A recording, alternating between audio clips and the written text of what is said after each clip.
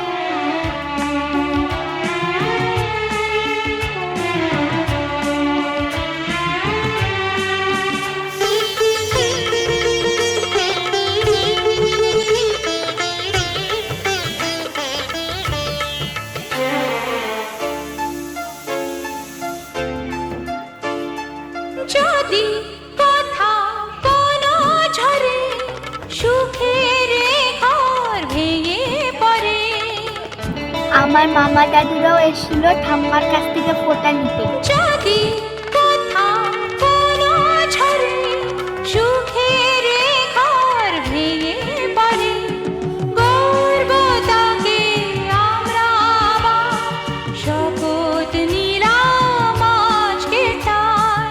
ভাই আমার ভাই, স্বপ্ন দেখে যাই একটি সুখের ঘরে, থাকি যেন সবাই। ভাই আমার ভাই, স্বপ্ন দেখে যাই একটি সুখের ঘরে, থাকি যেন সবাই।